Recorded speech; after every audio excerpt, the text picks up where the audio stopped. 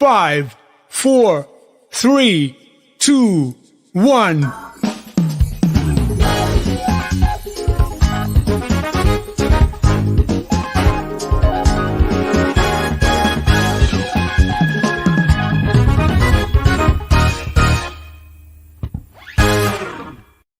Hello, everyone, and welcome to another edition of The Gringo Show.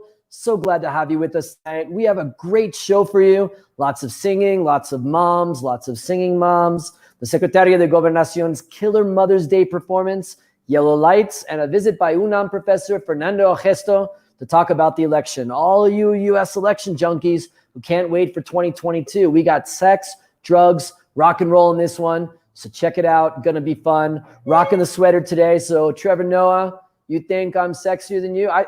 You are sexier than me. I'm just trying to respect you in this. But we're gonna have a great show. Stay with us. We start the program tonight to talk about the pride and treasure of Mexico, the flag and the national anthem.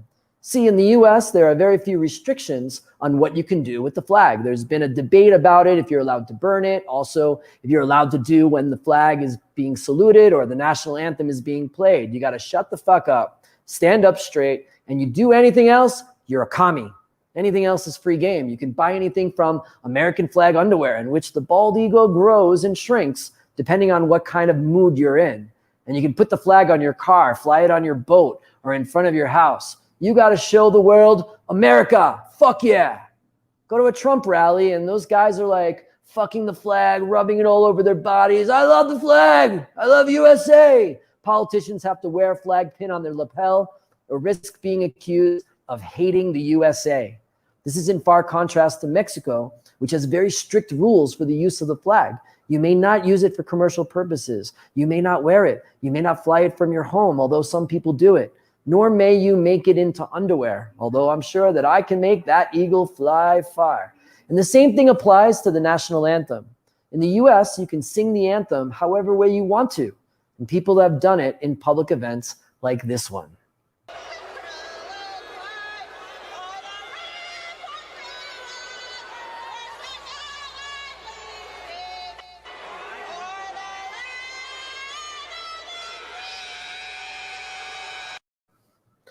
Now, if you do not recognize her, this is Roseanne Barr. And yes, she was widely criticized for this, but she's technically allowed to do it. But I'm talking more about this. And the home,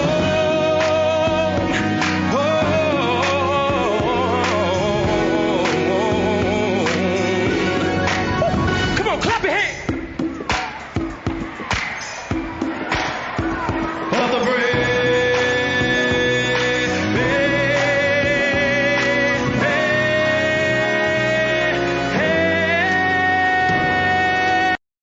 The brave, it's like the land of the free and home of the brave should take like 5 seconds, but it took like 38. Not necessary. And by the way, R. Kelly, what a fine, upstanding citizen you are. We salute you. Hindsight is 2020, right? But Mexico doesn't allow you to touch the Himno Nacional at all. And maybe it should be altered because I don't know if you've listened to the lyrics lately, but it's sad, violent, and dark.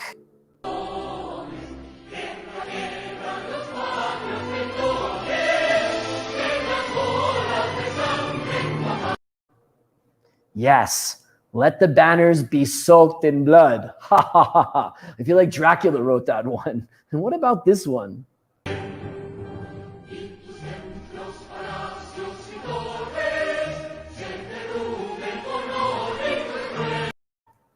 I hope your home is destroyed. I hope your summer vacation home in Cocoyoc burns to the ground. Dark Mexico. And there's a state called Guerrero. Remember that. So on Saturday night, singer Angela Aguilar decided to do a more beautiful and slower rendition of the hymno at the big Canelo Saunders fight, where more than 75,000 people watched.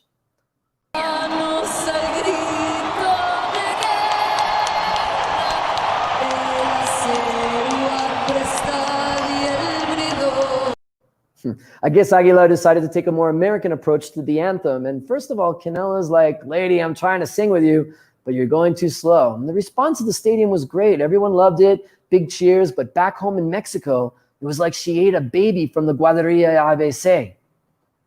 Cibernautas criticaron la forma de Ángela de cantarlo, pues dijeron que lo había hecho a una manera agringada. Sí hubo un error. Claro que la regó. No es para fusilarla, pero sí la regó. Yeah, everybody was like ape shit. There's a big uproar here in Mexico about it. In conclusion, Mexico cherishes their national symbols much more than the US. But also, did anyone question there were 75,000 unmasked people in the stadium? Ni modo. But continuing the musical stories of the week, on Monday, Mexico celebrated Mother's Day throughout the country. But I don't understand this. How about observing it on a Sunday, maybe the second Sunday, so families do not have to work, the economy is not disrupted, makes it easier for people to get together? They're like, no, it will be held on the 10th. If you don't want it on the 10th, then you hate mothers. But why the 10th? What is so significant about the 10th? You know, it's like mothers love to the end. And then Benito Juarez is like, yo, we celebrate my birthday on a Monday, even though it's not. So why not the mothers?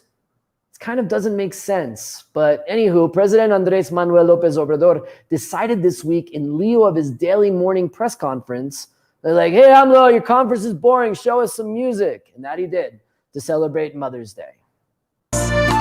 Amor eterno e inolvidable. Eugenio Leon, why did you sing the saddest song in history? Like, move over, Adele, and your relationship problems, and Bette Midler and your wind beneath my wings. Rocio Durcado's Amor Eterno takes the cake. Okay, get myself together here. The controversy was whether the person on stage was Eugenio Leon, or was it Secretary of Government, aka second in line to the presidency, Olga Sanchez Cordero, or maybe it was a singing Cordero. And he gave a bad performance. AMLO had a little lamb, little lamb, little lamb. Everywhere that AMLO went, Cordero was sure to go. A little song I made up. It's been over. It's a tough crowd today, guys. Come on. Thank you. It's been over a week now since two trains on line 12 of the Mexico City Metro collapsed, killing 25 people and injuring many others. Investigators have been on the scene to determine the source of the collapse and if there was negligence involved. This has not been good for the ruling party of Morena, with only weeks away until the midterm elections. Members of the party are nervous. Polls show the opposition gaining ground because people are pissed and holding Morena accountable for the collapse. But what is usually a Republican thing in the US, to make shit up and just throw it out there on TV to see if anyone would believe what they say, a Mexican senator from Durango tried to do the same. Perversa, que sí la hay mucho aquí en México, de que en un descuido van y le mueven a la ballena para que se caiga, ¿me explico? No descarto que qué. Yo tengo una mente muy de por qué pasan las cosas. Yeah, now if you don't speak no habla español, she basically said the guys went over to columns and shook the columns for the bridge to collapse. That's why the metro collapsed. I was like, what? That's nuts. So nuts. We have to go to our segment, No Manches.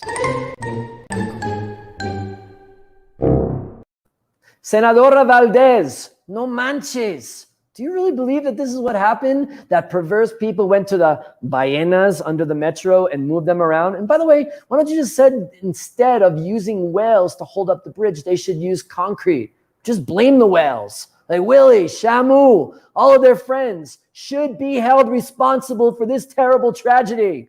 Why did you do it, Willie? Huh? Now you're free, so you can do whatever you want. Did you just throw this crazy thing out and see if it would stick? Be like, oh, sí, es cierto. Tiene razón. You know, kids these days, and I imagine the kids are like, hey guys, instead of robbing a bank or looking at porn, let's go to the metro and move columns around. Like, yeah, that would be badass, bro. Let's collapse that bridge. Senator Valdez, no manches.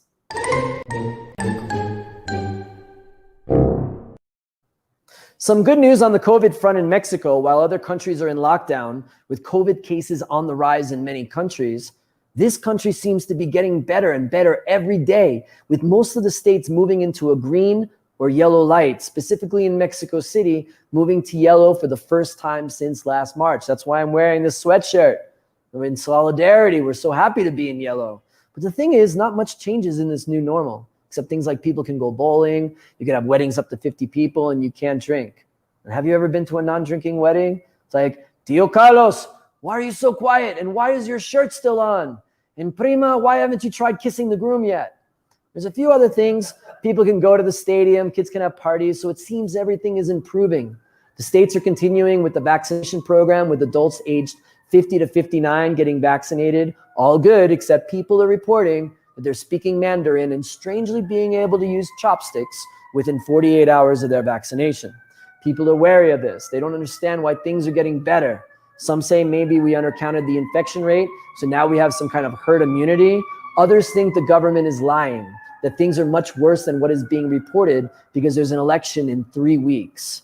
But there may be something else. Let's go to Gringo Show correspondent Luiki Wiki, who has another theory about Mexico is currently winning war against the virus. Luiki? Hi, Dan. Thank you. Yes, we have been looking into this issue for quite a while now, and we've actually found out that there is a household cleaning item that has made a difference throughout this pandemic. We are here with the inventor of this cleaning item, Mr. Pinol, who is going to tell us a little bit about his invention, how it came to be, and how it is helping lives, and how it is helping the country to move forward. Mr. Pinol, thank you for being here. How did you come up with this invention? Thank you, Luigi, for the interview. This is actually a very funny story because this invention came to be by accident. You see, the Pinol was invented with the sole purpose of dealing with gastrointestinal breath problems that my grandmother had. My grandmother, I speak to her and I would feel the need to faint, like, oh my God, that smells so bad. And I came up with this Pinol idea so that I can give this to drink to her and it would help in her gastrointestinal system to fix her bad breath. Unfortunately, my grandmother died in this experiment, but we struck gold with this invention because we noticed that we can use this to clean schools, restrooms, and cantinas, as well as households. So we were looking for silver, and we struck with gold. You see, it became an excellent invention. Tell us, Mr. Pinol, how did you come up with the name for this invention? Yes, I named it after myself. My name is Pinol Gonzalez. You see, I think Gonzalez doesn't sound like a product that you can actually sell. So we thought I will use my first name, Pinol, instead, and it actually worked out pretty well. Oh, so you come from a family of inventors, but this was an accident, actually. Is that what you're telling us? Well, I do come from a family of inventors. You see, my grandfather, Cedrus, was the inventor of the scissors that have little circles on the edges so you can cut paper with little circles. He was an inventor. He inspired me to come up with things. My grandfather said to me once, he said, son, look for a problem in the world and try to fix it with an invention. So when I spoke to my grandmother and her horrible breath, I had to come up with Pinol. And it, unfortunately, like I said, didn't work out for my grandmother, but it was a revolutionized product for the rest of the world. Thank you, thank you. Any final thoughts? That is all on my behalf. Thank you for the time. I appreciate it. Thank you again. Thank you. Well, Dan, you've heard it from the man himself, Mr. Pinol. This is how his invention came to be, and now we know that it's helping lots, hundreds, thousands of lives, and it's helping the country to move forward. Thank you very much for going back to the studio with you, Dan.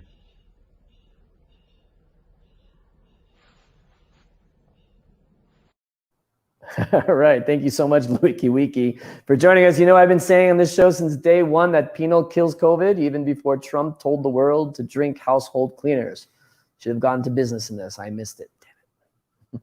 Let's move over to our continuing coverage of the upcoming Mexican election with only 24 days until the 2021 midterm elections, where the entire lower house, 15 governorships out of 32, state legislators, and a ton of municipalities, including the 16 in Mexico City, are all up for grabs. In our continuing coverage of Mexico Votes 2021.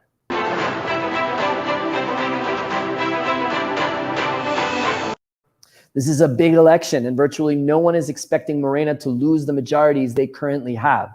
The big question is President Andrés Manuel López Obrador will win a super majority. With this plurality in the legislature, he would be able to make major constitutional changes to continue what his party calls the fourth transformation of Mexico. Mira, soy transformado. Wow, cuatro transformación. But because of the metro and the botched response to COVID, polls suggest that the party is losing ground to the opposition, which is making the election more and more interesting because nobody knows what's going to happen. But the president put the country's focus this week on tarjetas rosas. These are cards that are given to the public in order to get their votes. It is illegal, but a popular practice of campaigns for years, but are very hard to trace. This week, Adrián de la Garza, the candidate who is polling in second place in the gubernatorial race in the northern state of Nuevo León, is being investigated by the Attorney General for doing just that. There is also an ongoing investigation of Samuel Garcia, the leading candidate in that election, with accusations of accepting illegal campaign money. AMLO in his morning press conference stated that it was his job to ensure a clean election and was doing his job to make sure of it, while the candidates declared that it was just a ploy to help Morena, a candidate who is trailing in third place by a lot. But a very important issue in this election is who is running and why. Because it is not necessarily true that the best people are the candidates, because you have to give up a lot, including your safety when you become a candidate. In this election cycle, 143 people have been killed, and 26 of those were running for office. That's a crisis. The violence has been concentrated in states like Veracruz and Jalisco. And not only do the candidates have to worry about their own safety, but for the safety of their family as well, as in this case in Veracruz, where the mother of an elected official was kidnapped. Si tengo que ser yo el que tome el lugar de mi madre, lo hago con gusto. Una mujer valiente que toma el lugar de su hija. Aquí estoy. Saben mi teléfono y los estoy esperando. Yeah, pretty scary. And again, in any form of government, especially in a republic, you always want your best and brightest to be those in power. And we have to ask, how much of a deterrent is this political violence to those people who could do a great job in helping grow the country? To comment on this, election integrity, and on some other important points, let's welcome Fernando Ojesto to the show. Fernando is an international elections consultant and professor of law at the Universidad Nacional Autónoma de Mexico, la UNAM. Thank you so much for joining us, Fernando. Hey, Fernando, Dan, how my are first you? question is, I'm good, but my first question for you is, do you think this election will be fair? Well, speaking about the operation and the vote counting, I can assure you that it's going to be fair. You know, we have a healthy electoral system, we have strong authorities, and the thing is that the people that counts the votes are our neighbors. We are the citizens, we are the people that are going to count the votes. So in that sense, for the results, the winner is going to be the one who wins the votes, and it's going to be fair. But the other thing is that the campaigns are not fair. And you are saying, you already told something about that, about the tarjeta rosa, about the intromission of Andrés Manuel López Obrador in the election. And the thing is that the politicians are not committed with democracy and law, and that can be an unfair election. Not the campaigns that are unfair right now. Right, I understand. So it's yeah. I'm sorry. There's those technical difficulties with your lips matching your voice, but I'm sure that'll be fixed. But let's talk more about this, because I mentioned these tarjetas rosas. Are they just doing anything they can to try to win? Just like no matter what, to figure it out. And we were talking about this before the show. That a lot of people will decide their vote actually who can pay the most to the candidate. Is that true in this election? Well, we have a problem in our democracy that it's vote buying. And these tarjetas rosas are supposedly buying votes. We don't know. But the thing is that the law enforcement institutions are going to investigate. La Fiscalía is going to investigate if it's vote buying or not. But the thing is that political parties, candidates, and even the public officers, including the president, are always trying to get around the rules of democracy. No, it's a game, democracy, and we need to respect the rules. So we saw the thing with Salgado Macedonio that didn't want to report their campaign expenses. We saw also the thing that the president in every mañanera is intruding in the electoral process in favor or against the candidate. And so I think that this is not healthy for any democracy. Also, the thing that you were saying about violence, that's a huge problem in our democracy and in our country, that the candidates are suffering violence, and that will probably be a terrible result for the election date, the 6th of June, that we hope that we have a lot of participation, but with violence, probably it's going to lower that citizen participation. Yeah, let's hope not. And let's talk about participation. As you know, in the 2020 U.S. election, there was a huge drive and it was a record voter turnout because you had such a polarizing president on the ballot. The president, Andrés Manuel López Obrador, is not on the ballot this time. But what do you expect, and how does it work? I mean, is there high participation here in Mexico? Okay, we're in midterms, right? So midterms are always not there's not always a big participation. Like, for example, we need to compare it with the 2015 election, that there was 47% of participation, a lot of abstention, more than half of abstention. So anything above the 47% will be a success. If not, it's gonna be not gonna be a very good participation. In 2018, we have 62%, but that was because it was a president election. So right now, let's hope that because it's so important, we need to know that all of these campaigns, rules, institutions, everything is built towards the citizens. So the principal actor of any democracy should be every citizen, and that's why we need to keep saying that the vote of every citizen will count and will be counted. So we need to get out and vote on the 6th of June, whenever, from any party, any candidate you want, but go out and vote. Yeah, absolutely. And on last week's show, I was saying that, you know, a lot of young people were posting on their redes sociales about, you know, the metro accident, and it wasn't an accident, it was negligence. But in a democracy, the voters have responsibility to make sure they're holding their elected officials accountable. And this is an accountability thing. And then I hope those same people that are posting on that are going to go out to vote. But you have a lot of young people that you work with, because you are a professor at the UNAM. And I love the UNAM because it is such a swath of all of Mexico, right? People from all walks of life go to the UNAM. What are your students saying to you right now? How are they feeling about this election coming up? Okay, so yeah, I have first semester students, so they are gonna be first time voters. They are 18, 19 years old, so it's gonna be the first time they go out and vote. So they're excited about it. They are excited about democracy. They are excited about elections, but they are very disappointed about the campaigns. The campaigns in TikTok, in Instagram, and Facebook, they are the worst campaigns I've ever seen, and I think that they are thinking that too. They are probably also very disappointed about the way that some public officers are they are saying about this ghost or elections fraud ghost, and it's they don't like that the president and other politicians, they are violating the law. They are at the end, they are law students, so it's disappointing that every time they are studying something in our class, then the next day, they see that this law that we were arguing, it was violating. Absolutely. And, you know, it's funny because when AMLO came to power, there was a lot of hope and promise from young people that more rights for gays, more rights for women, passing marijuana legislation, like things that young people are very care about. And it seems like that the administrator basically backtracked, right? That he has taken more of a conservative approach, and some people will say more a machismo approach to policy. Now we're coming up on the election. We had the metro disaster.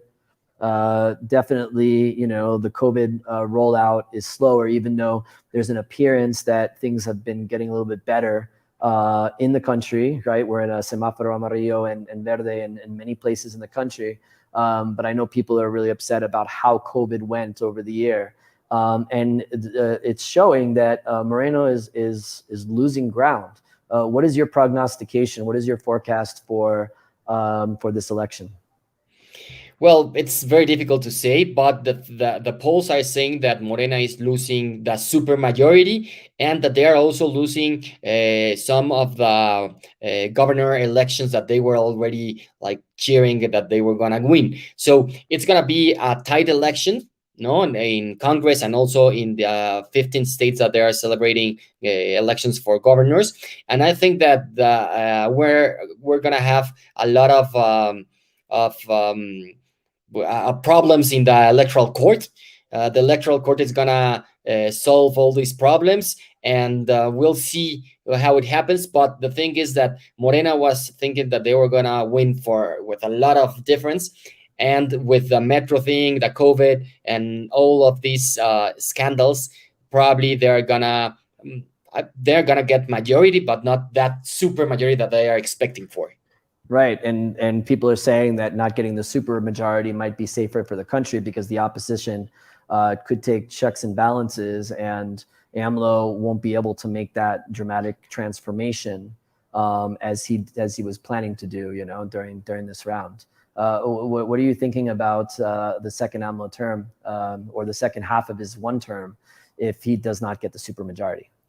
So historically, the second term, the second round of the term of the president is always losing power, especially because the president is already had some problems, scandals, and he has not fulfilled all the needs of the people. So if they lose the supermajority, the 4T constitutional reforms, I think that they are not gonna be able to pass the Congress, and we're gonna have probably a more strong opposition. But also that's a big problem because the opposition is not as strong as it should be.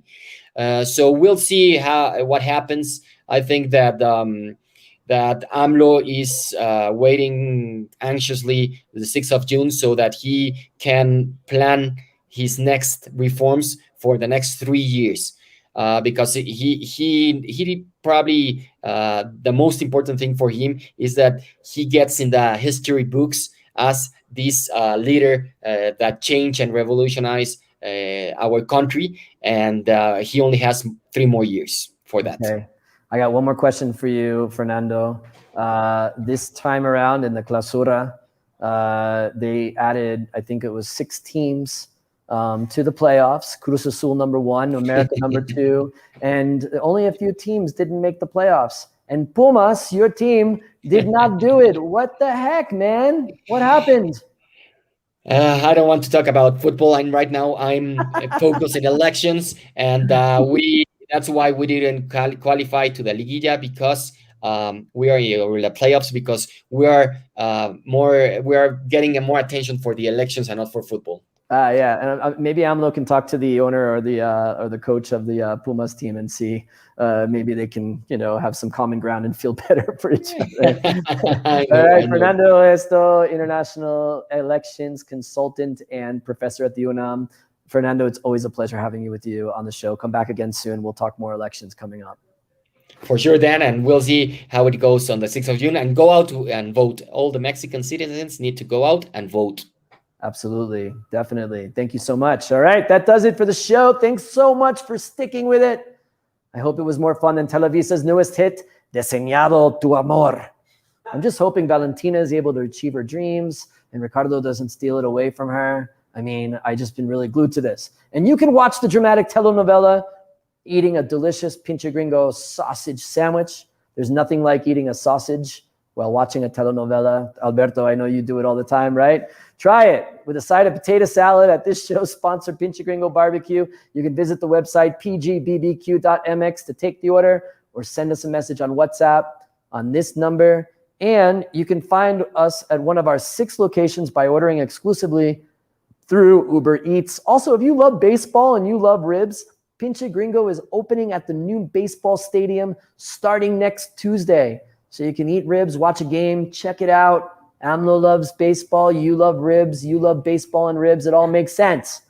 Also, if you want to see more of this show, please follow us on Facebook or YouTube. We are taking a much-needed break next week, but stay with us for all of your election news as Mexico votes on this coming June 6th. See you in 2 weeks. Gringo, Mexico is laughing thanks to you. We like to watch you dance salsa and listen to your bad Spanish too. We like to watch you almost die from